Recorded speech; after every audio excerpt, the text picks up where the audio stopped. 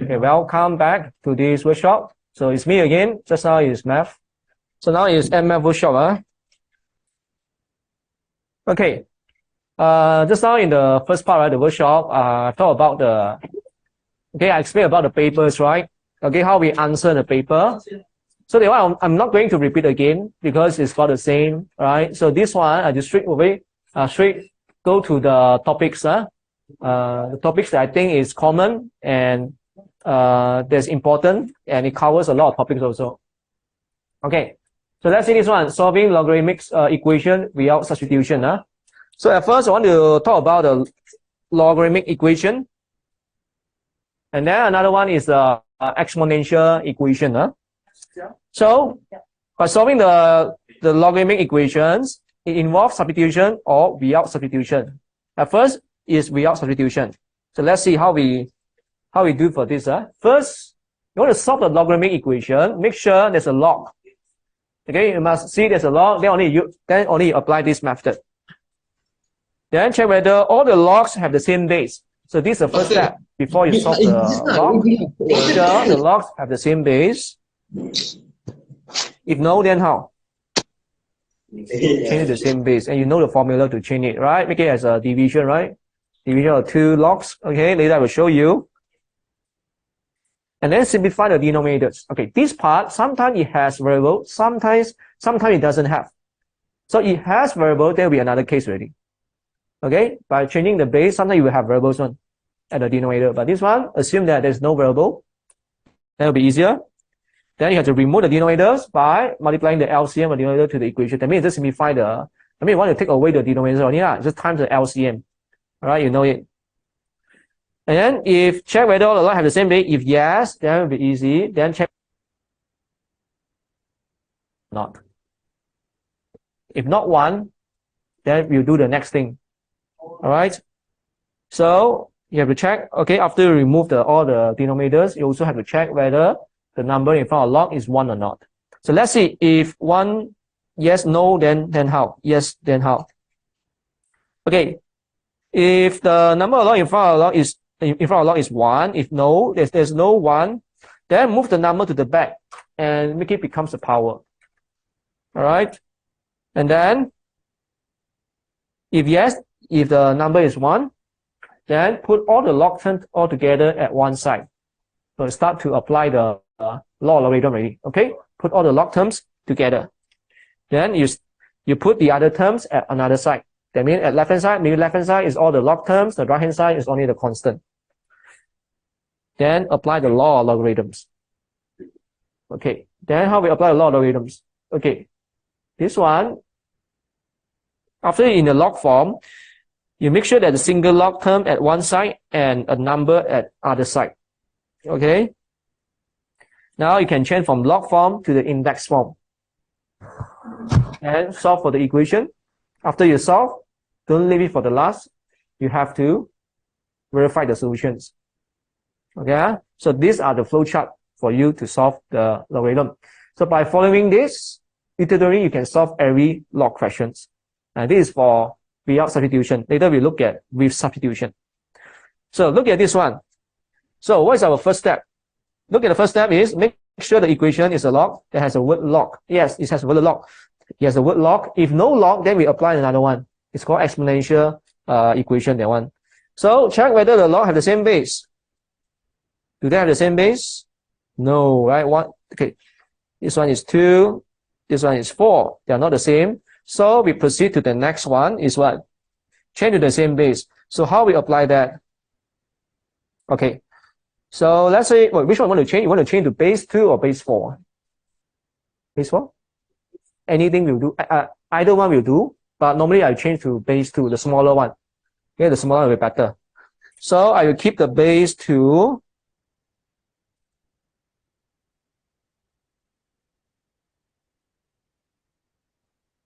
Okay, how we change is log. There are 2 logs, all right, in division. Okay, since you want to change the base 2, the base of the log must be 2. But what will be inside the log function? Look at this one. 3x and 4, right? So as you can see, 3x is higher than 4. So you put the 3x on top and the 4 at the bottom. Okay, this is how we memorize. Okay, then you can start to simplify it, right? What's the next step after that? Simplify the denominators. So this one, without the variables one, this one is actually what? Log base 2 of 4? It's actually 2, right? You know how to convert. If you don't know, you just use your calculator, you tell you it's 2. Yeah, you know it, right? If this is 2, then 2 divided by 2 give you 1. So now we will have log base 2 of 3x plus 10 minus 2 equals to log 2, okay, log base 2 of 3x. So until here, what should we do for the next one? You see, remove the denominator first. Okay, we don't want the denominators. Okay, so let's go back. We remove already. No need to remove anymore. Then we check whether the number in front of log is 1. Yes, Is it everything is 1 in front of log? Yeah, yes, correct. Then we go to the next one. If yes, then put all the log terms together at one side. So you try to group all the log terms together at one side. So this one, you can move to the left-hand side.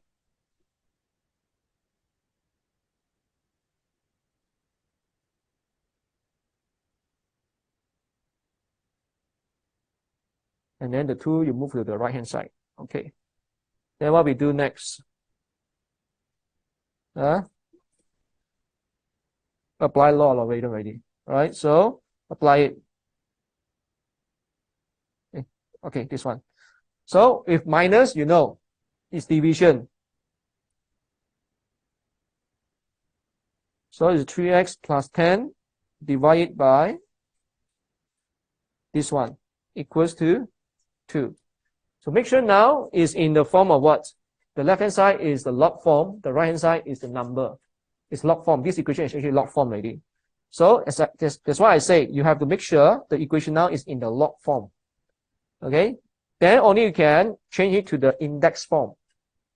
Then only solve, then only verify the solutions. All right? 1, 2, 3. Okay. So change it to the index form. You should know how to change. How we change? Yes, this one to the power 2. Let's give you 4 already.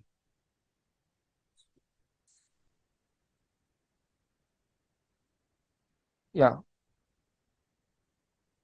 Equals to 12. Then x over you can get 12x. Hey, there's an x, huh? Okay. That means is 10 over 9. Correct or not? 10 over 9. So verify the solutions. Whether 10 over 9 is it in the domain of this function? Yeah. Can, right? No problem. So this is how we solve for the logarithm, with like the SOP. Following the SOP, you can solve for the log equations. So how about this one? Now you know the concept. So if you check the base, they are not the same. Make it the same.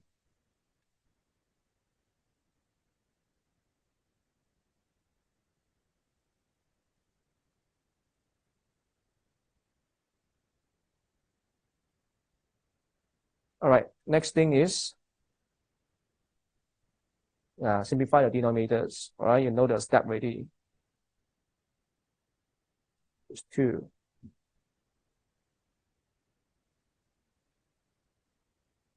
All right. Then you simplify the denominators, right? How? Times the LCM of. That means it's 2 lah. Right? Just times 2.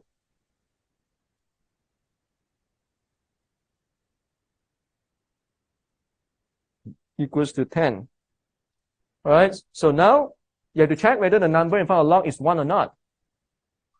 So this one is 1, but this one is not. So you move to the back, make it become the power.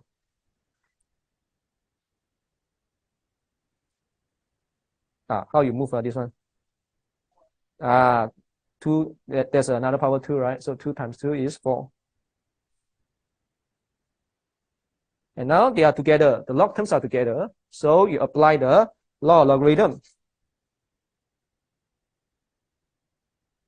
So it will be x above 5 equals to 10. Now it's in the log form. So change to index form. 3 above 10. So x will be 3 above 2. How I get it? Right? You just have to take the fifth root, right? You don't want the power 5, you take the fifth root, that means 1 over 5. So you divide 10 by 5, you get 2. Okay? So it's 9. Is it correct? 9? If 9, there's a 1, the 9, 9, how to get it? 3, 4, yeah, correct. 1 plus 4 is 5. You can double check, you have to check whether it's correct or not. Okay. So this is a standard way we solve for the logarithmic equation without substitution. What if, just now, let me check. Now, with substitution now. So when should we use the substitution? When you see the denominators, it has variable. Just now, without variable one. It has variables, then we have to do something else. We have to do the substitution for the log term and transform to the quadratic equation already. And then, remove the denominators, the same thing. You want to remove the denominators. Okay. And then, next one, you remove the denominators, then we solve the quadratic equation. Then go back to the substitution. Then you solve for the exponent. Then you have to verify the solutions. So let's see this one. So we'll look at the first question. The bases are not the same. The bases are not the same. So which base should we convert? We convert to base 5. Normally we want the fixed value. All right, log base 5 of x minus 6. This one, log base what? Since we want to change to 5, it's base 5. 5 is on top. This one is at the bottom. You know how to put it? Equals to 5. Okay, then you see that you can simplify first. You can simplify first.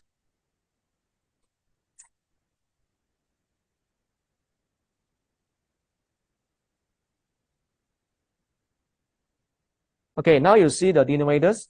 It has the variable, right? So now it's the time for us to do substitution. Very clear, right? When should you do the substitution? When you see the denominators, it has variable. So we can let u. Normally I use u. Up to you, which one I'm going to use. So now you convert it to u minus 6 over u equals to 5. Now you want to remove the denominators, right? So you times u. You get u squared. And then you arrange in the general form. Now you see we are dealing with the quadratic equation again. That's why solving quadratic equation is a very basic one. Correct? Then solve for it. U, and this will be 3, 2, is it? Minus, correct or not? Not correct, oh? Cannot. This is try and error, right? It should be 6 and 1, right? 6 and 1. It should be plus 1, right?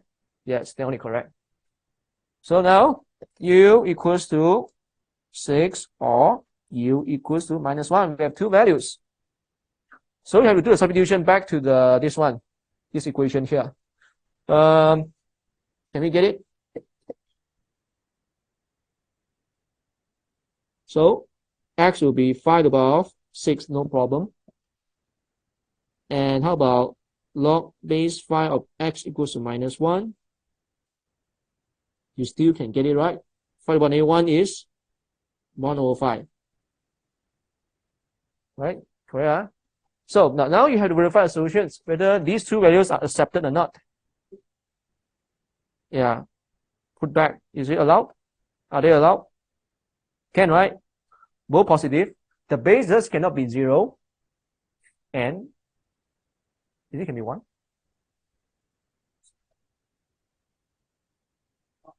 Cannot, right? Remember, if you get the answer equals to 1, then it's not allowed. But inside the function x, yes, can. This one x, it can be 1. You see, it can be 1, right? But this one cannot be 1. So you have value 1, then you have to know, you have to eliminate the 1. All right. So this is how we solve for it. Then, so what's so special about this? I think it's about the same thing, right? So I think we'll just skip this one. Let's move on to, all right, solving the exponential equations. Just now is about logarithm. So this one, they have the same base, and sometimes they don't have the same base. So how we deal with the one that don't have the same base? Anyway, I will talk later. So now we focus on same base.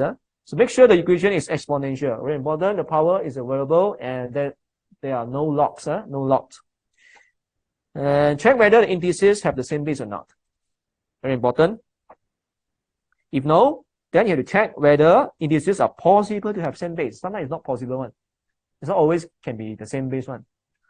All right. If no, there will be other case here. If no, this will be other case. I will talk later. All right. If yes, then we proceed. Then change to the same base. You should know how to change the same base. And then what? And then you simplify the power. Sometimes the power, it has the multiplication between the indices. So you just simplify it on it.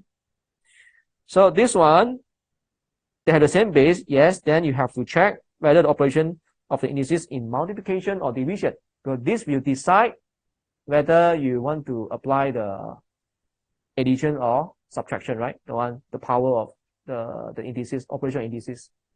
Okay. So next, if no, then how? If yes, then how? If yes, then how? If yes, operation is in multiplication or division. Sometimes it's not in multiplication or division. Sometimes it's addition and subtraction. That will be different case. If multiplication and division is common one, this one you apply the law indices. You can start to apply the law indices already, right? You know it. Then equate the exponent. That means equate the exponent from the left hand side to the right hand side. And then solve the exponent. Of course, you have to verify the solutions. All right. If the operation is not in multiplication or division, then what should we do? Use substitution method already. This is the time when you need to use the substitution method. Again, transform the quadratic equation, solve quadratic equation, go back to the equation, so with the substitution, and find out the x, solve the exponent, then verify the solutions. Okay, so this is a part where you need to use the substitution. So let's see the question. Okay, these are different bases already. Oh, okay, I talk about different bases first. Just now, they have the same base. What if they don't have the same base? Then you have to break down the indices so that they have a variable power expressed in one term. What does it mean? Maybe you don't understand, right? Now later I will show you how you break down the indices. And then move the indices that have the variable power at one side and move the constant to the other side. Basically, this one, I just want to make sure the left-hand side is variable, on the right-hand side is constant. Then, now, that's why I want to transform it. Okay? The reason of doing this is want to make sure it is index form. From index form, then we can convert it to the log form. That's the purpose of having the variables at one side, then the constant at one side. So they can convert to log form. Then you solve for the exponent. Of course, verify for the solution. Okay. So let's see. This one, if are possible, or this one I talked about, right? This one I talked already. If yes, then you know how to do. If no, this is the process. All right. Let's see this one. What's our first step? Check whether indices have the same base. They have the same base? No, they don't have the same base. So you have to change it. So, but you also have to check whether possible or not, right? Is it possible or not? 2, 8, 16. Possible, Possible, then only you change. So now we change.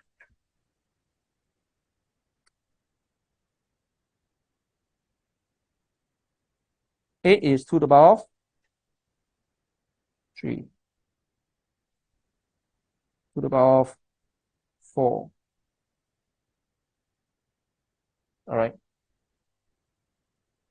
Okay, let's see what's the next step. Simplify the power. Simplify the power. How can we simplify the power?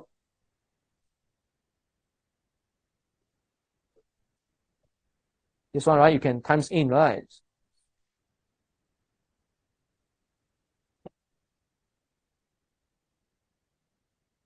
All right. Then our next step is what?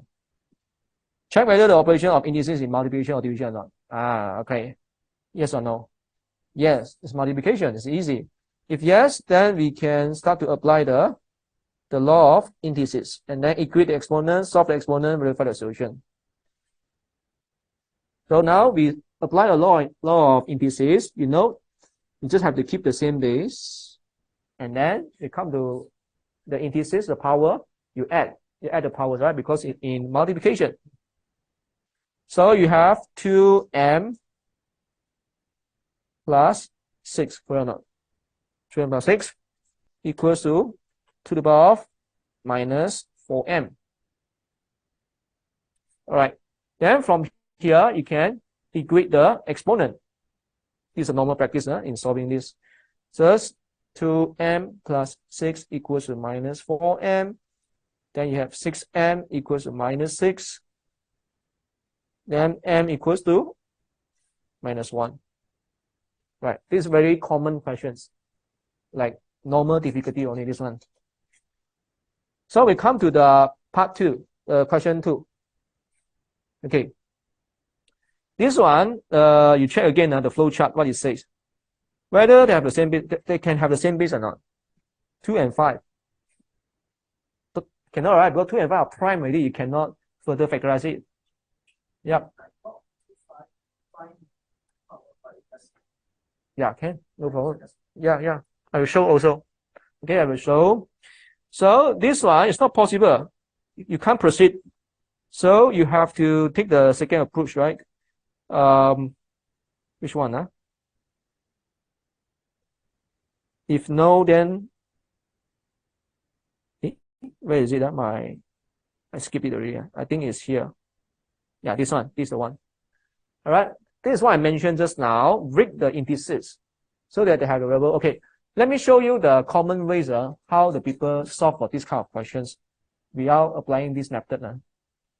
So what they do, they always take the log for both sides. They always like to take log for both sides. Okay. So I will show you. So log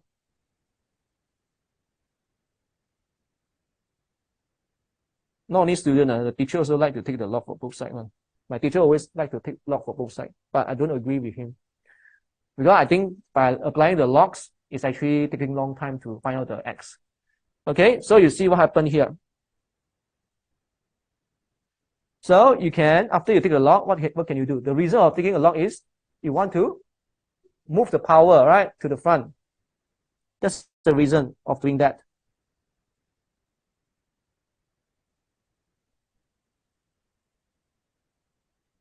Okay. All right. Yeah.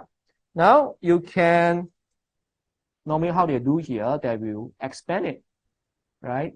If you do fraction, yeah, but anyway, if you express your variable in fraction, you have problem, right? You don't go to divide 2x, you just expand it. Right or not? You don't divide x plus 3 by 2x and then this one move to here. Then you have to cross multiply anyway. Understand what I mean? Just expand it, all right? So you have x log 2 plus e log 2 equals to 2 log of 5x, right? Okay, like that. Then you have to group the like terms, the same, the like log terms. So this will be what? You can take the log to minus, right? Minus 2 log of 5, right? And then equal to negative 3 log of 2, correct? So what's the good? And then only you find out the x. Then only you find out the x. So what you found here is actually quite tedious, the steps. You got a lot of logs you need to write. Some more is a lot of steps. You see how many steps now so far? Five lines, you know. So that's why I don't really agree with this this method. I mean, you still can use this method, but it's not the efficient way to solve this. Right? Then you can use the calculator. Some more you might have mistake, build a lot of logs here. Okay? So I prefer another way. Okay, I prefer another way. How we do another way? That's why I teach you already one. Break the power, right? That's why I say break the power indices and then they apply the following this one. Let me show you how is it. So how you break the power? Times 2 to the power of 3, right? Addition becomes multiplication. And then equals to, this one you don't need to break lah. Or 25 to the power of x. Okay, you make it 25 also can. All right, make it 25 to the power of x. Okay, our first step. Can. Then what we do next? We put the index form at one side and the constant at another side. So you see this one, right? You can put them together. How to put them together? You do division. Here you do division. This one, or maybe another way lah. Maybe another way better. I think another way better.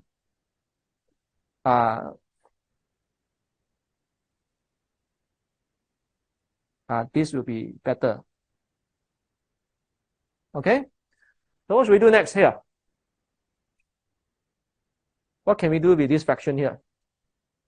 Both having the same what? Same power. That means you can take out the power. Yes.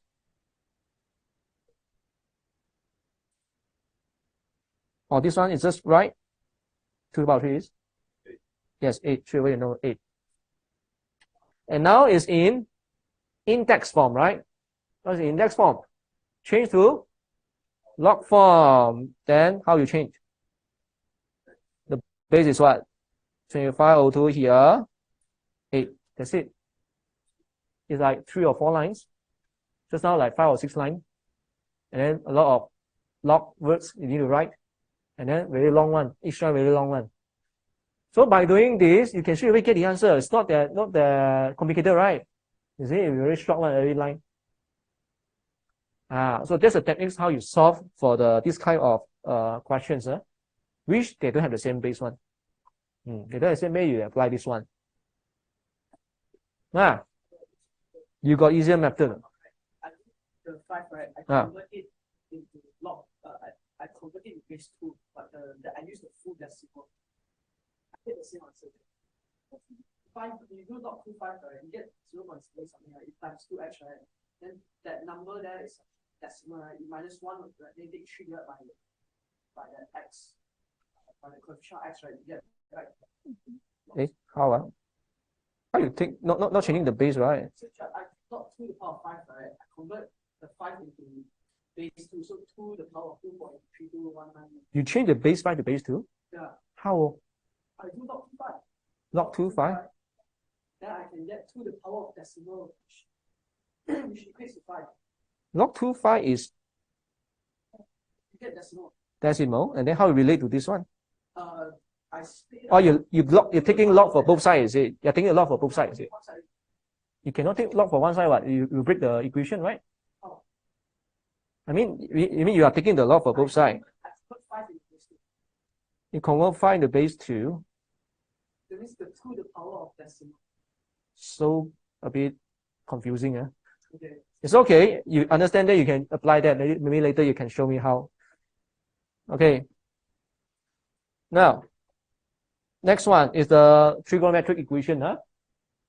Trigonometric equation, okay, is one of the toughest, one of the hardest topic. Okay, because it involves a lot of things, especially when find the angles. There are a lot of angles within the range.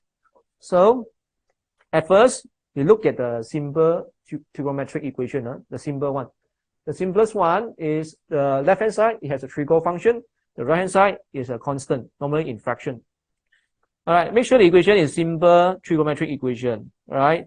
And then next one, you need to find the basic angle. As always, right? We no need to find basic angle by taking the inverse triangle of the positive ratio. Okay, we take away the negative sign to find basic angle. And then get the diagram of Cartesian plane. This one you should know. And then determine the angles in which quadrants, right? In which quadrants. And then draw the straight line from the origin to the intrusion triangles, intrusion quadrants. All right, draw a straight line from, in the chosen quadrants, then label the basic angle in the chosen quadrant, then label the desired angles from the positive axis in the chosen quadrant. Then if the desired angles in the first quadrant, basically it's the same as the basic angle already. In second quadrant, you take 180 minus the basic angle. If in the third quadrant, you take 180 plus the basic angle. Fourth quadrant, you take 360 minus the basic angle. So let me show you how we apply these flow charts. Let's see this question. Very basic one. We start with very basic one. So this one is in the simple trigonometric equation because the left hand side is a trigo function, right hand side is a constant. And now, first of all, our first step is to find basic angle. All right, basic angle. Basic angle, we just take the inverse sine of half without the negative sign. Let's give you what? You see 30? Yeah, 30, right? 30. So what's next? Sketch the diagram of Cartesian plane, right? Diagram of Cartesian plane. So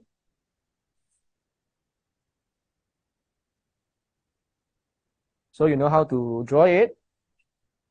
Yeah. Add sugar to coffee. So what we want here? We want negative sign. It will be in which quadrant? Third and fourth. So you draw the line from the origin like that. Then you start to label the basic angle. All right. Now you see that the angles in the third and the fourth quadrant. So how you measure the angle? You always measure from the positive x-axis all the way to meet the line. So in the third quadrant, we just take 180 plus 30. All right, let's give it the first answer. Now, the second one is in the fourth quadrant. Fourth quadrant is like this. That means it's 360 minus 30. Then you have 330 degree. Okay, the part B you can do on your own, but part B is different because the angles in radian. So make sure when you use your calculator, it's in radian mode. All right. Next is this one. This is another type in which you see the function inside the trigo functions. Okay, it's not simply just x. It has two terms inside, ax plus b. Yeah. So for this one, you need to carry out one more step. That is, you have to find out the interval of ax plus b. Okay, you have to find the interval ax plus b to see from what angle and end at what angle. Start from what angle and end what angle. And then label the angles on the axis according to the interval of ax plus b. And then draw a straight line from the origin in chosen quadrants. Then label the basic angle in the chosen quadrant. Then the next will be the same. This one will be the same to find out the desired angles. Well, of course, you need to check the solutions within the interval of ax plus b. Okay, this one. Okay, you see that inside the bracket, it's no longer only z, right? It has two terms. So first, you need to check for the interval of this domain here, z plus pi over 6.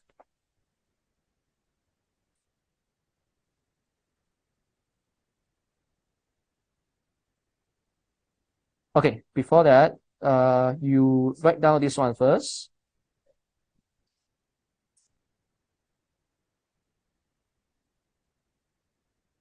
Okay, then from there, you look at this one. What the final interval of this is plus pi over 6. So you have to add pi over 6 for each, for this 0, z, and 2 pi.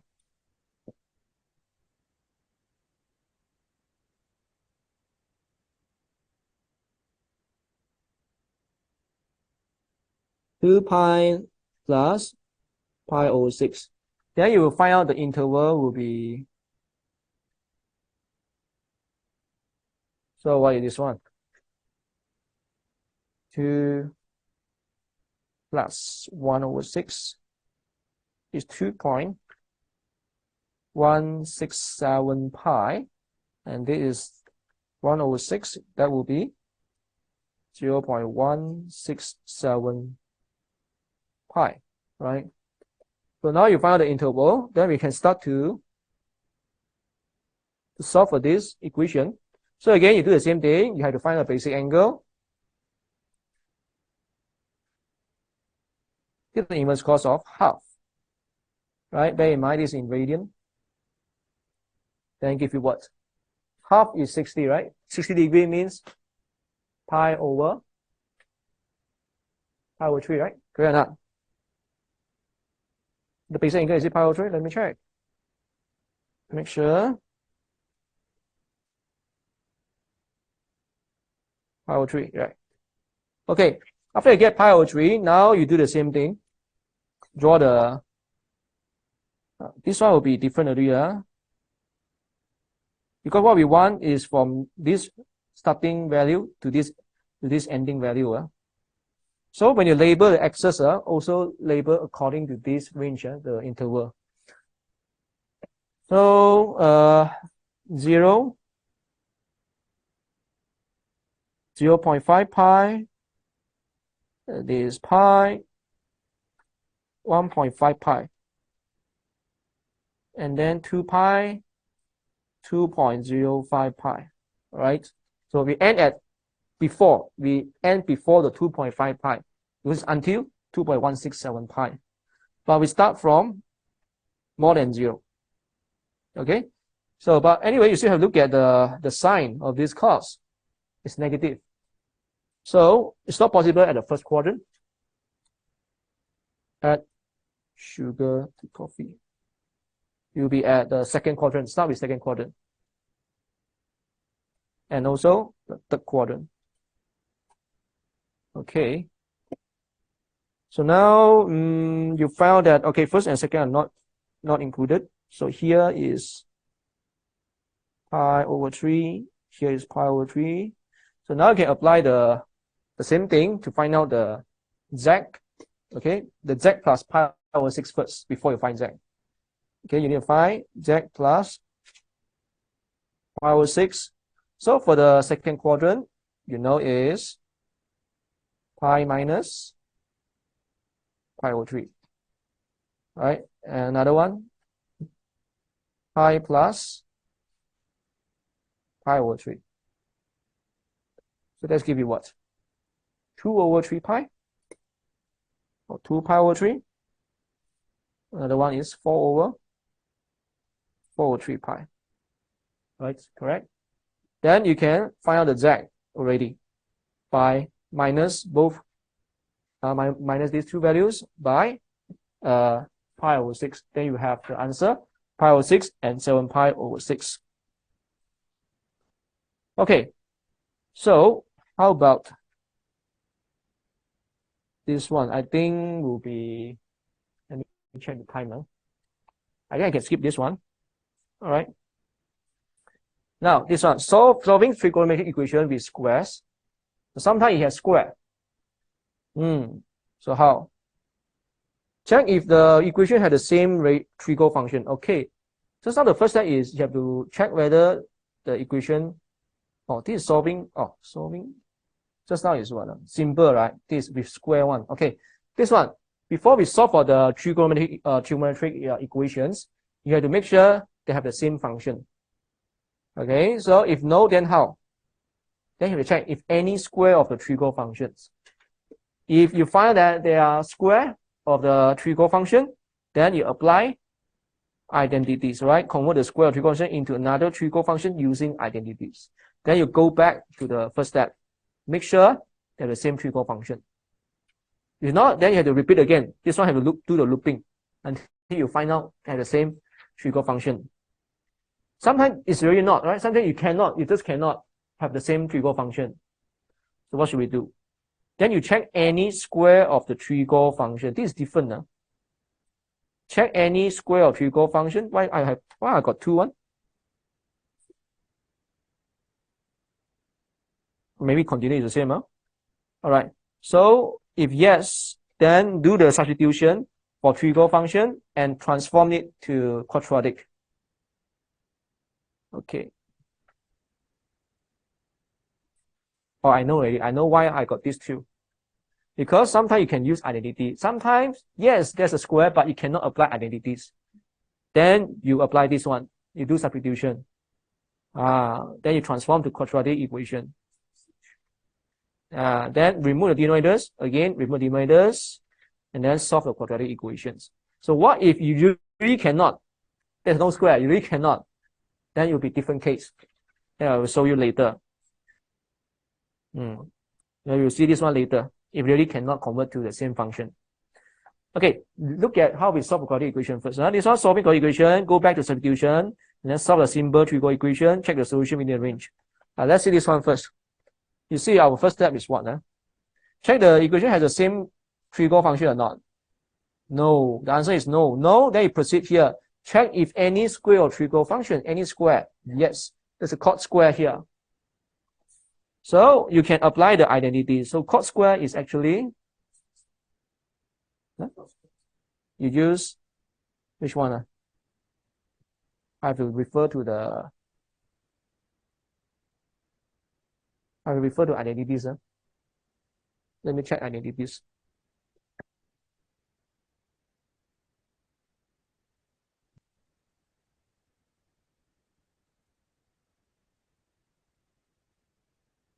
Wait, let me check the identities. Okay, the chord square, yeah, can be secant square. Is actually called cosec minus 1 minus 5. All right. Yes, you need to convert this is a reciprocal function, right? Convert to the normal function. Okay, so so you convert what you have. You have 1 over sine square x minus 1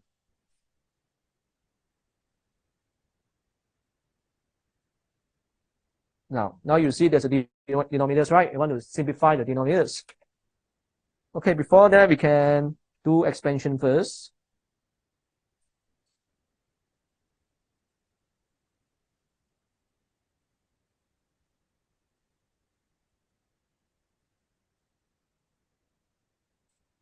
Okay, we times sine square, right? To remove the denominators.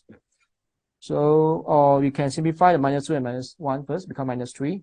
So that's give you 2 minus 5 sine x minus 3 sine square x equals to 0. So we arrange it. 8 plus, right? Plus. Correct or not? I always want to make sure the coefficient of the square is always positive. Okay, so now you can solve for it using your calculator. Right, you can do substitution if you want.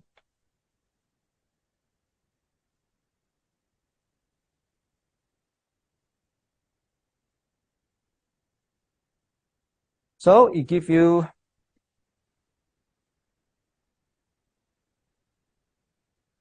the other one.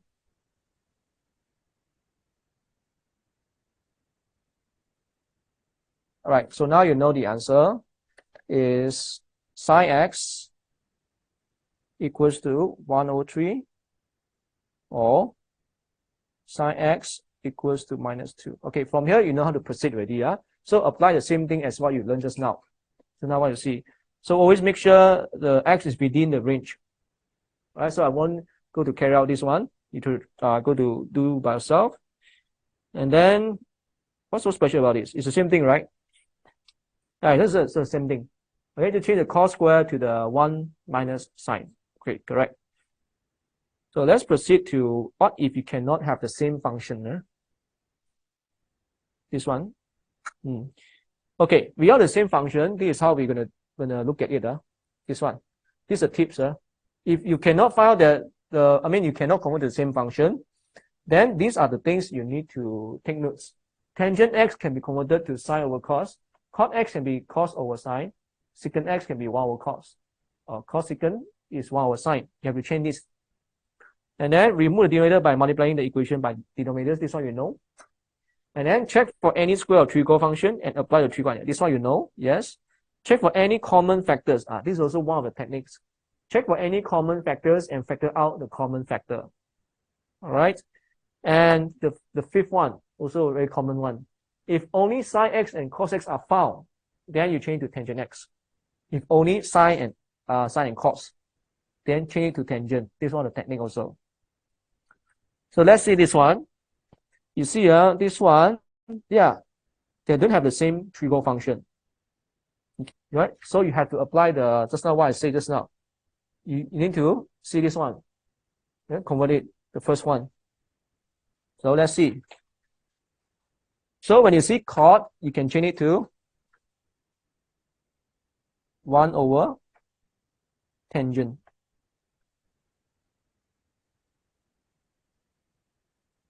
But how does it help you to simplify it? Is it cos over tangent equals to something? You're not sure, right? So you still need to convert it. Is cos theta over sine. Right. You can switch away from cot equals to cos over sine. All right.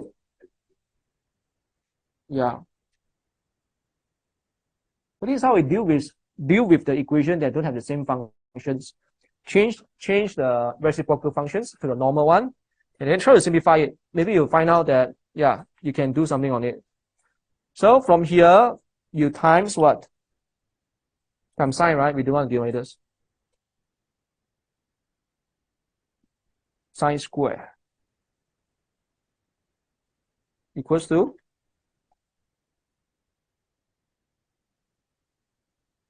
correct? So far, correct, right? So cos square plus sine square, if you want. Now you can simplify. You see, you can do something on it already, right? So that's a hint, right? You look at the 5 notes that I show you just now. You always check for these 5 notes. Anyway, you can solve for the trigo equation one. Okay. All right. How about the next one? Sine x minus 2 tangent x equals to 0. You see, you can't really change the sine to tangent or tangent to sine. So you just change the tangent to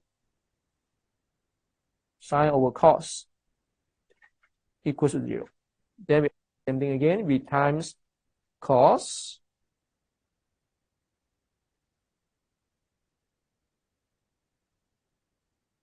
then what should we do next? They still don't have the same function.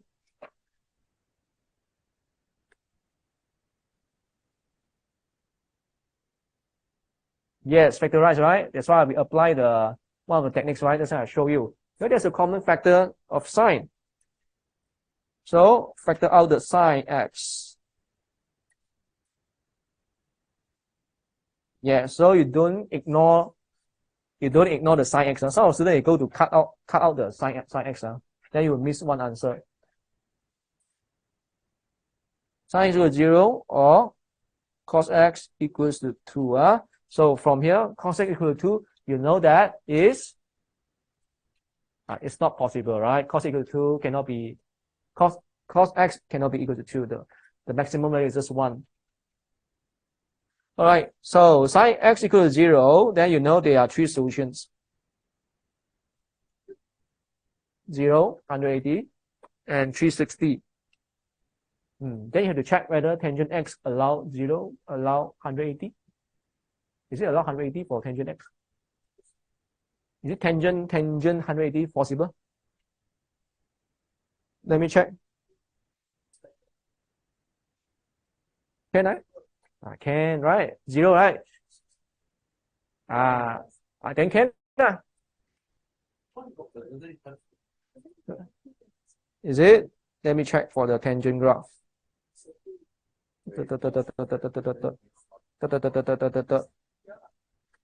Right, it's like this. So it's still possible, right? Still possible. 360 can, not meh? Oh, yeah. 360 is here. Yeah. 90 cannot already, ma. Tangent 90 cannot, 90 and 270. cannot, yes. The multiple of this value. Okay, so next time you have to check one. Tangent, you have to be careful one because it has asymptote, so certain value cannot. All right. So how about the C? 3, right? 0 already and 360. But I didn't give you the range, right? So it depends on the range also. So the C, how you do for the C? Then how you do, or you see cos and sine cannot change, right? Unless there's a square only you can change. Yes, right? The fifth note, right? That's what I say. The fifth one. If only cos and sine, you change to tangent. But how we do that?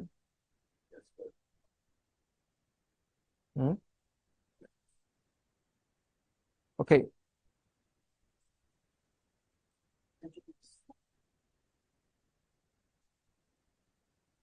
Correct? We can move the -4 sine of 2y to the right hand side. Then we can divide both by.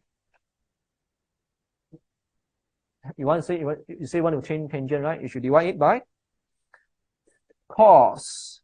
No, you want to change tangent, you want to divide sine by cos.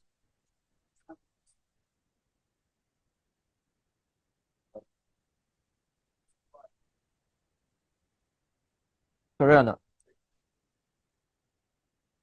5/4 and then sine 2y over cos 2y. Then only you make it to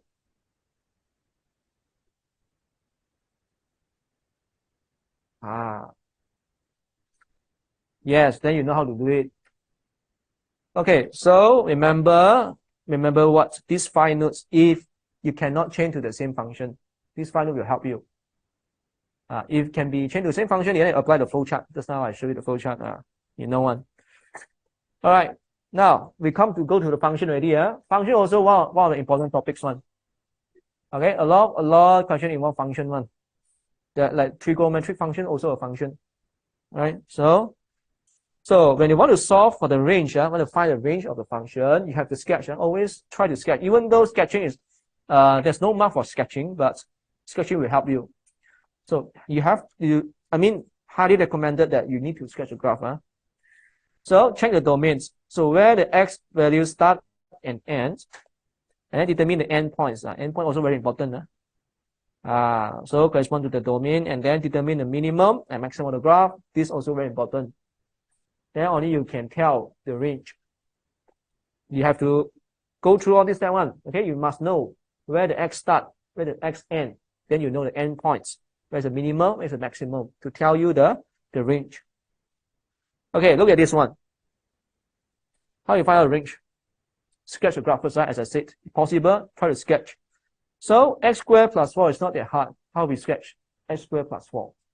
First of all, we start with x squared. The most basic of quadratic curve is x squared.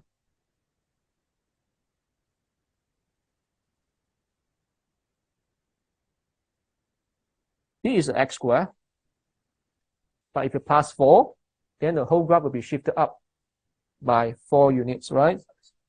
So, oh, sorry, not this one. All right, I'll show you this one.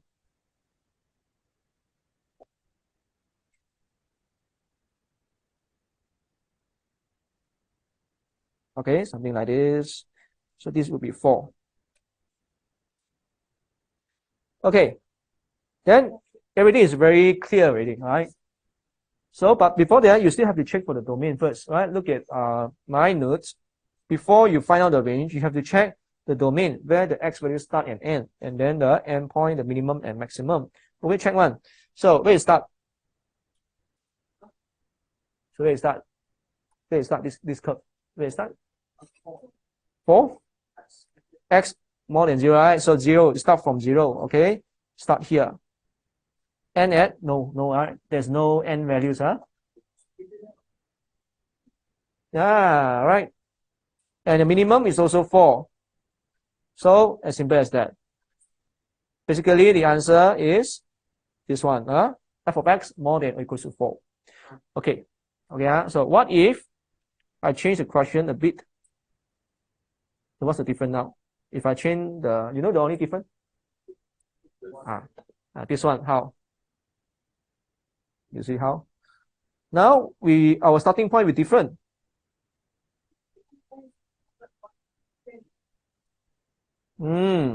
Right, is 1. Then how about the y? Is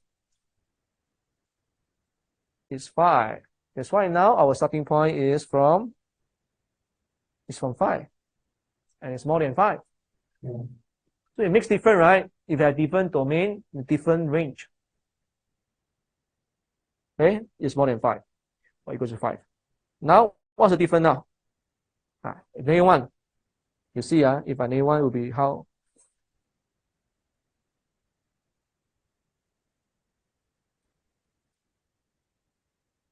What do you think? Starting point is here, right? So what do you think? Answer will be?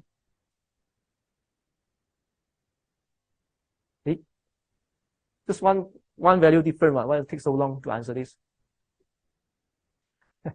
More equal to 4. Yes or no? Or there's so many to one function. That's so Huh? let's say that. That's why you start to feel confused. Actually, not get confused one. All right, you only take which part? This part we don't take anymore, right?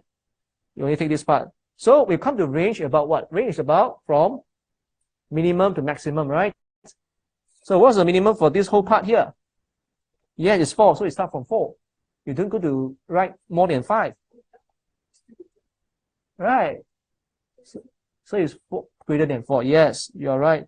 The answer is more than or greater than 4. So you must understand how that's why sketching important or not? Yeah, so you always have to sketch this one. Then how about this one? Greater than 4, yes. So it's from 4 to 5. Okay. Now let's see. You see 4 to 5? Yeah, it's from 4 to 5. Okay. Now the next one is the definition of the function. It's the same. What? It's the same. Yeah, that's why I know. There's a common question: how you explain whether a function is whether there's a function or not, right? So these are the two answers you can give. Each value of x mapped to the unique value of y, or you can say 1-to-1 relation or many-to-1 relation. You can choose these two answers to give your answer. All right. So you see, this is our question, right? You see? Right. I know what you will be asking, right? So I know it. Explain why is the function. That's a thing that you do know, especially a smart student, right? They know about the very complicated things, the basic thing they don't know. Right, so explain why f is function, you answer using these two. Enough, okay? But anyway, why you answer in that way? So the nature of the function is what? We always need to have. No, the nature of the function is you want to have only one output. We don't care how many inputs, but result only one. We only want one result, not two results. That's properties of functions. That's why you see relationship is 1-to-1 or many-to-1. And then x is mapped to the unique value of y. That's what it means.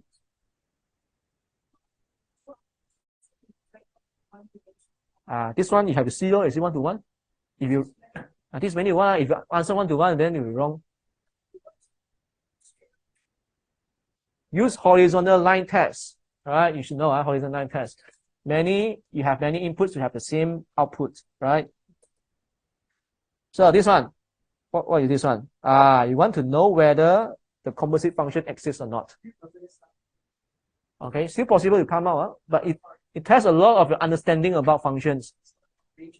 You have to know very well about the concept of this one when it comes to composite function. It could, yeah, it's possible also, right? This year. So you have to know as what Jaden say, the domain and the range you have to know. You have to find out the range and the domain for each functions. Let's say your function f. What is the domain? Domain is still real number, right? It didn't mention anything, so that means it's a real number. So how about the output, the range? Still, right? Still real numbers. When you try to plot the straight line, it's always from negative to positivity, right? So how about the function g? Function g will be different because there's a square root. The x must be more than 1, right? So how about the range? The range will be what?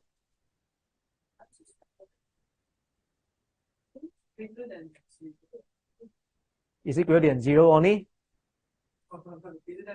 Yes, equals to 0 also, right? Because square root can be 0. Right? So this is this is how we write. The range is more than or equal to 0, and the domain is more than or equals to 1. Yeah. -1. Okay, this one. Now, after you find out what is the domain and the range, now you can start to study about this. Whether GF or FG. Let's study about GF. GF. That means what? You are putting the F into the function G, right? That means what? You need to make sure the domain of the function G is bigger than the range of the range of function F. Just like what? Just like imagine there's a door. You want to go into the door. Make sure the people must be smaller than the door. The door is just like the domain. The people want to go in is a range of another function. So make sure the people must be smaller than the door one. Okay, so the F, you see check the range of the function F. F is what? Real number, right? It's very big. It's all the number. But we come to the domain, it's actually restricted. So you cannot. Compare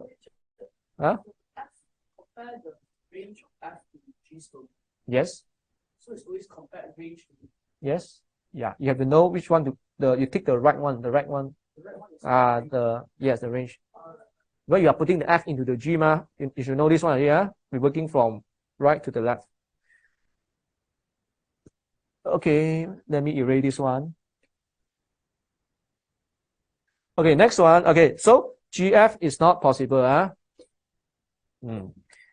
Okay, you can this is an example you can test, right? If let's say you put the -1, right, -1, then you have what you get -1 G of the output will be -2, but you put -2 into the third function or the square root function, it's not possible one. Okay, this one. Another one. All right. FG. That's not a GF. How about FG? FG possible, right?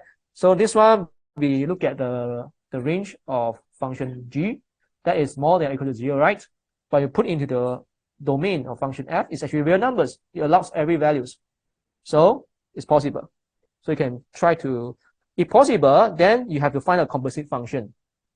You find a composite function. So you put the function G into function F. So you replace the x with the square of x minus 1, then followed by +2 at the back. That's it, right? You cannot simplify anymore. So this is the composite function, fg. The domain is more than or equals to 1, and the range is more than or equals to 2. How come suddenly become 2? Yes, you have to study about this one itself. You cannot just straight away take the range of the f. You have to consider the composite function because it's changing already. It becomes composite. But the domain, you can always follow the domain of the inner function one. But range is different. Range you have to find on your own. But domain always follow the domain of the inner function. Inner function is what? G. So what is the domain? More than or equals to 1, right? So the domain of the composite function also more than or equals to 1. It's like that one. You have to know the concept. Because of what? the composite function involves these three things, right? Composite is from here all the way, from here all the way to here, right? So you're taking the domain from the first function, the inner function. But you come to the range, it's not one. You are not taking the range of this one. You are taking the range of the composite function. That's why you have to find on your own. Okay. What is this? This is domain weather axis. Let me see the time. Until 12 is it or what? Until 12:45. We have to move faster a bit. All right. So this one, yeah. You know how to get this -2 or not? You should know. Completing the square. X minus 8/2 times 2 minus 8/4 square plus 5. Then it will be 8/4 is 2 square. 2 square is 4 minus 8 minus 3. All right, get it? So there are many methods to get this form of completing the square. This is one of my method. Okay, this is my formula. In case those students want to know how to get this is the formula.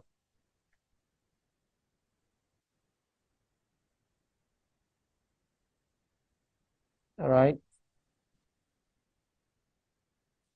All right, you can copy down. This is a formula to get in the form of completing the square. So this one, just now I just apply this formula. That's why I can get straight away. So I know this one is 2. But now show the hence what? Hence write down the domain and write the domain first. The domain is what here? It can be anything, right?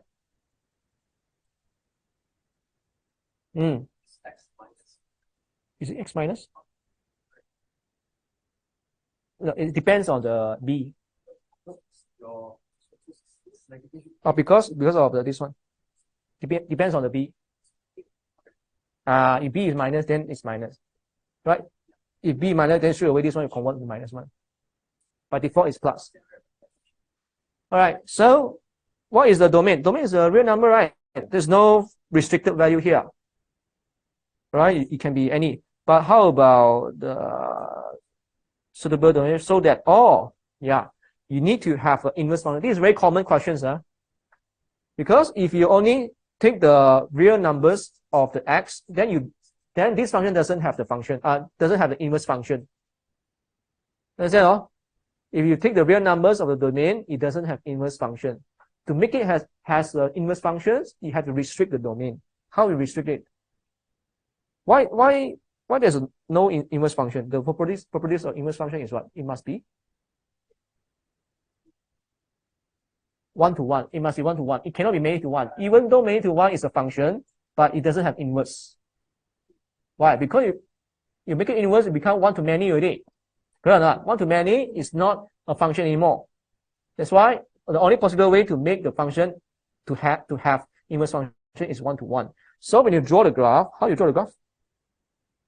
You see here, you want to find range of domain, always want to sketch a graph. So this one, how do you sketch? Look for a minimum point, right? Minimum point. 2, 3. 2, 3 is here, correct? Then y-intercept there. All right. So if you take the real numbers of the x, there's no inverse function. You must restrict it so there's 1-to-1. How we restrict it? So we come to the curve, this quadratic curve. You always take from the minimum point or maximum point as our starting point. So you either go from here to the right. Let's use different color. This one, right? Or you can make it to the left. You can choose. Both are accepted. Both are accepted. You can choose the left part or the right part. So how you write your domain?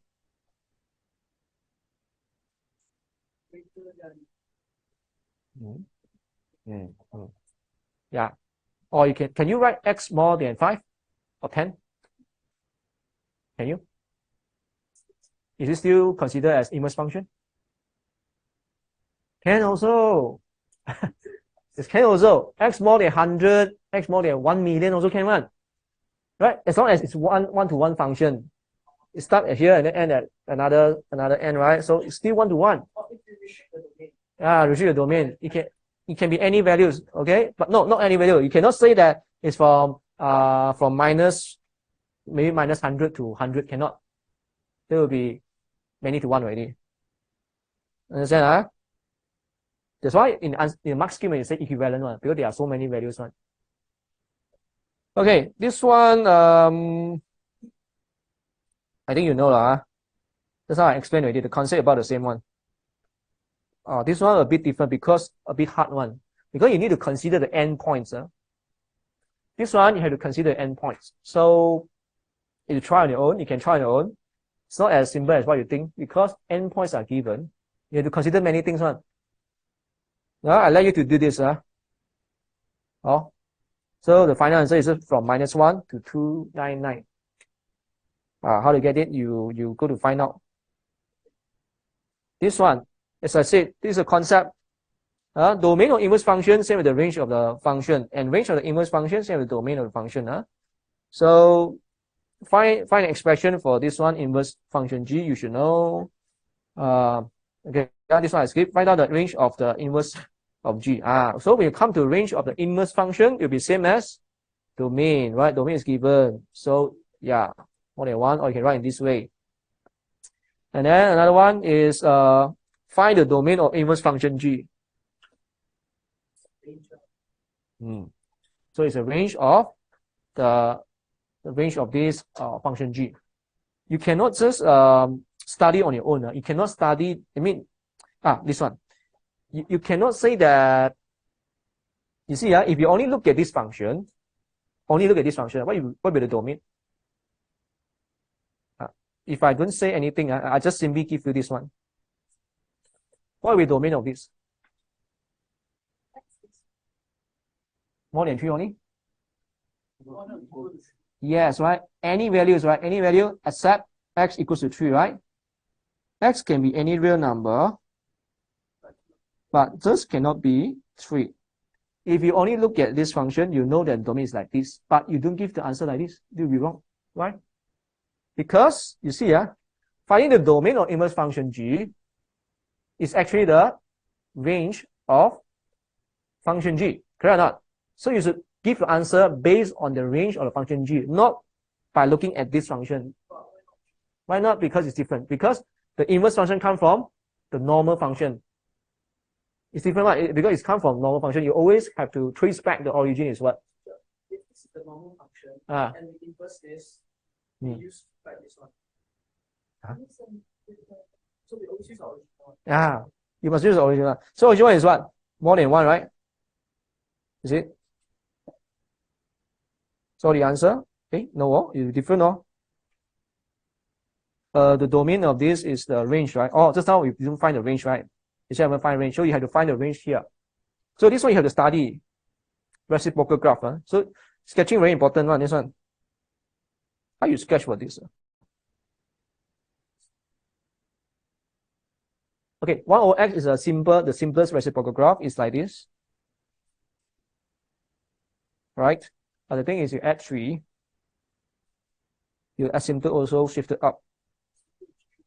Yeah. And now you have a y-intercept and x-intercept, correct or not? Or only have x-intercept. So now you study, x more than or equals to 1 is here. Correct or not? You have to find out this value. What is this? It's 4. Correct or not? It's 4. Should be 1, 4. So what's the range? What's the range of this inverse? What's the range of this function g? What's the range?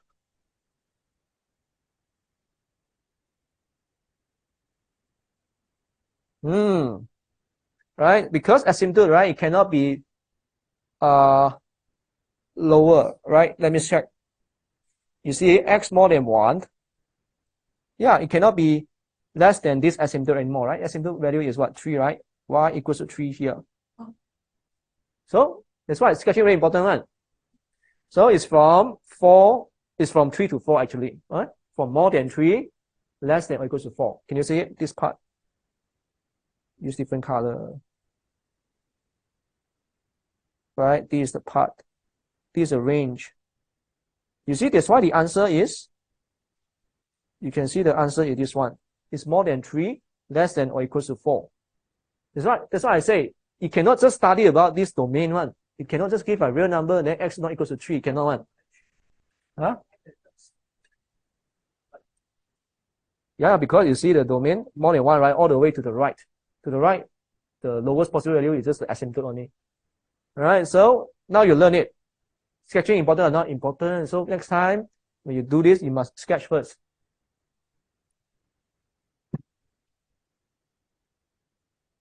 You see, I have this one. This one is a linear law. It's quite common because and it's carry a lot of marks. Plotting the graph a lot of marks, and then filling the table also a lot of marks, and then find the gradient. This one very easy one. Okay, you need to apply the formula. Okay, to get the gradient. Y2 minus Y1 over X2 minus X1, make it into the linear form, and then replace the X and Y with the variables, the big X and big Y, right? And then express Y in terms of X. So let's say this one. So when you see this kind of the straight line equation graph, you always just find out the gradient first. Don't need to think too much one. I know you always want to find gradient one. So gradient equals to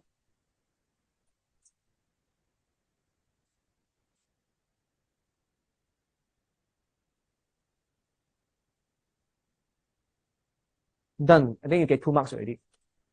All right, then next is what?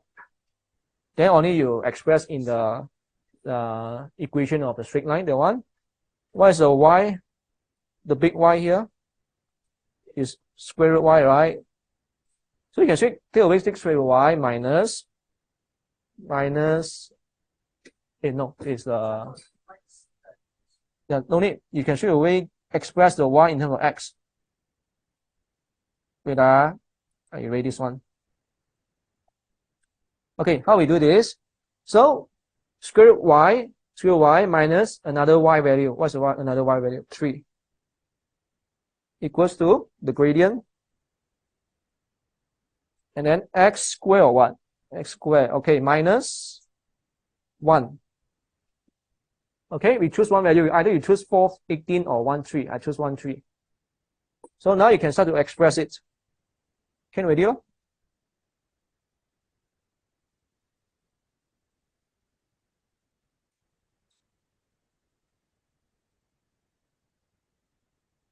Minus 2. Then you squared it. No need. It's okay one. Now you got it, huh? This is a common step one. I don't even explain this also. It's okay. It's so different one. All right. Okay, this one. Express Y in terms of X from the linear form. Check if exponential function. Yes. Oh, this one involves the exponential functions. It's also quite common. Like sometimes you need to take the ln, right? In the linear law. Possible one to have ln. This one you have to apply the law of logarithm. This one you learned already just now, how to solve for the log. Okay. And find the gradient and the y-intercept from the graph. So always have to get the gradient and y-intercept. And then only you compare it. Okay. Check if any exponential function. If no, then do the multiplication or division of suitable variables such that it can be transformed into linear form. Now, this one teaching you how to transform to the linear form. All right, see this one. So always find gradient. The very first step.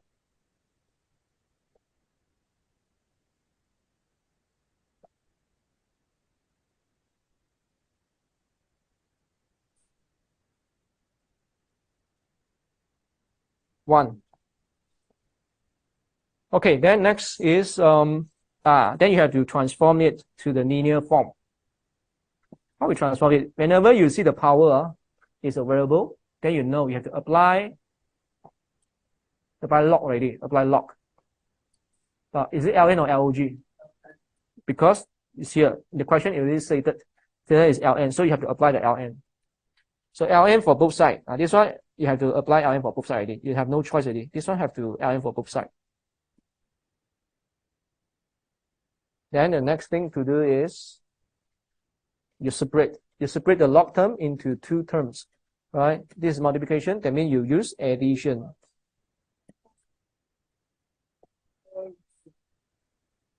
Then rearrange, right? Move the x in front. That means you something like this. Okay, then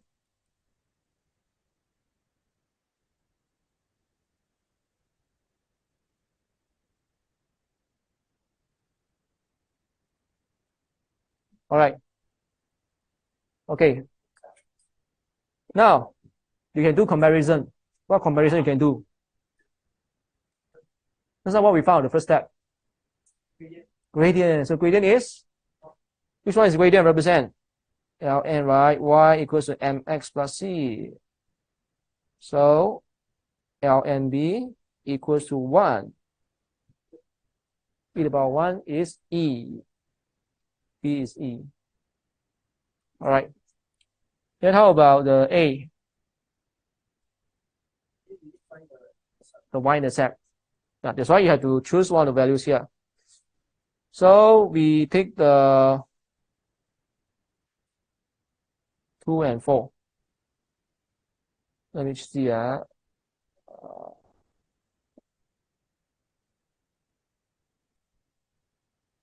Okay, 4 equals to mx plus c, right?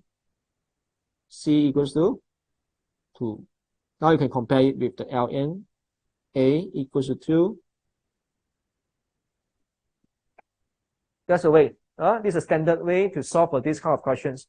Whenever you see the power x, just do the ln or log. Still got 5 more minutes. All right, what else? This one done already, right? Oh, this one is another thing.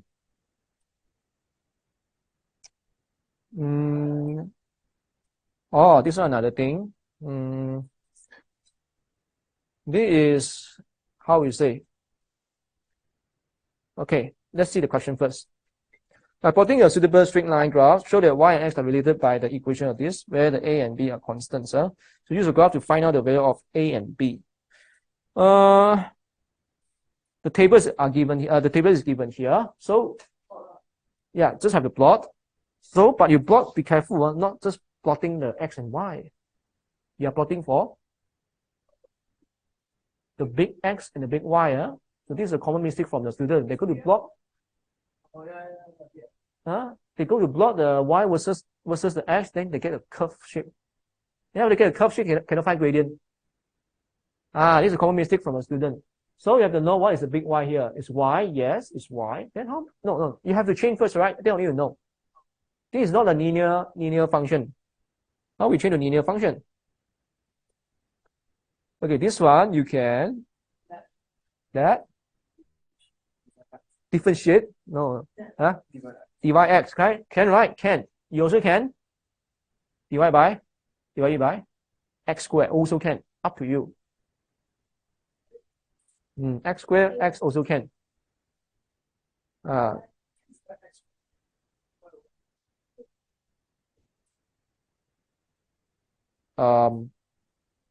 Dx, is it? Let me check. Is it possible or not? Still.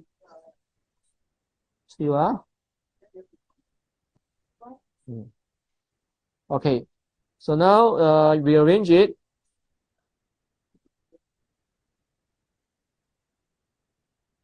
So your big Y is Y over X. Your big X is this X. All right, this X. Then you can keep the X, right? You don't need to use the X squared one.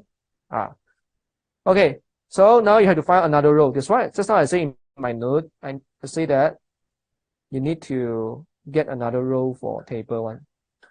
You see, make another row for table for where you're missing x and y. That's why then only you plot the graph using x and y.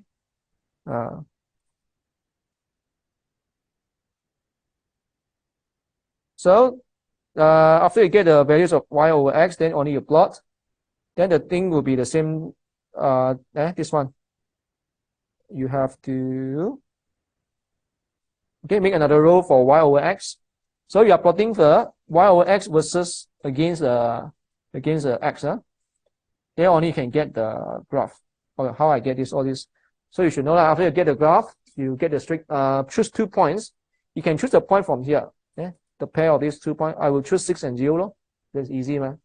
Another one will be 1 and 2.5. Then you can get the gradient. So when you get the gradient, what you need to compare? You get a gradient. Just now you compare with B, right? The gradient is B. So B itself is actually the gradient. So, and A.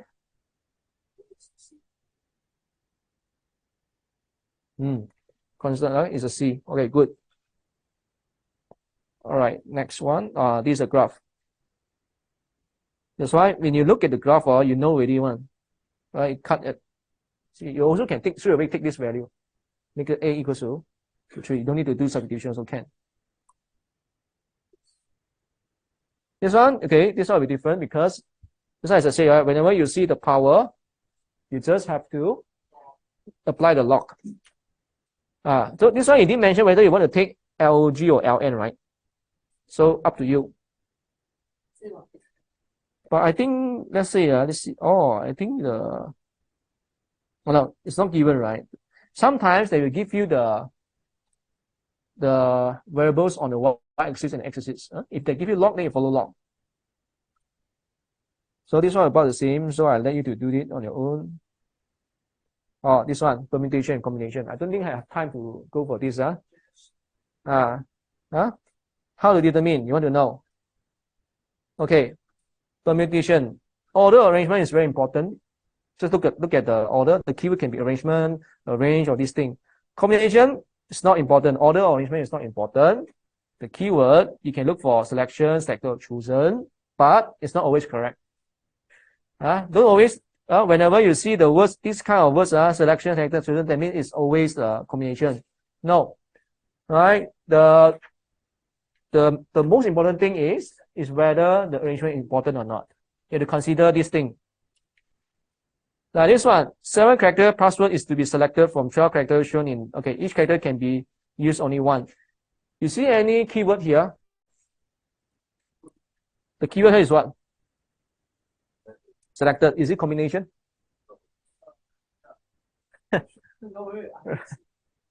So that's why I said, don't too rely on your keywords, right? Combination doesn't mean always use the chosen select, okay? Because it's about password. Password arrangement very important. If you make the password as 1, 2, 3, 4, then the people try to break your password, make it 4, 3, 2, 1 also can break. So it's very easy to break the password already. So arrangement very important. So it's actually permutation problem. Factorial. When to use factorial? Want to arrange n different objects with no restrictions. If got restriction, we use P. Right? Okay, and then this is example. Just 7 factorial right? 7 factorial. But what if I change, right? Got change or not? 11 different television sets are placed, and then find a number of different ways television can be arranged. It's the same thing. Same thing. All right. P is to arrange certain objects from the total number of objects. So we are not going to arrange all the objects. We want to choose certain object to arrange. Right? So that's what it means. So you have 15 members. The 3 members are chosen. Again, you see the keyword chosen. Then you go to apply the combination, they'll be wrong. Right? To be treasurer, secretary, and agent. So we have 3 these people. Then you have to consider, is it important or not? The first position, the position of this, is it the order of position, is it important? Which one to be the treasurer, secretary, and agent? Important, right? You got different position, yeah, different title here. It's important. So that's why this one is permutation. It's 15P3. You don't use 15C3. If the question change, I want to choose 3 members out of 15 in a group, then it's 15C3. But now it's specific. Treasurer, secretary, agent. This makes difference really. What else? This one, permutation, right? Need of 6P4, right? 6P4. All right, now it's 45 already lah. Okay, then I will stop here. So again, wish you all the best for the MS students. Take your time. I know the first paper is MF. Is it? Our school is MF. Our OIS, the first paper is MF. So wish you all good luck. Okay, bye.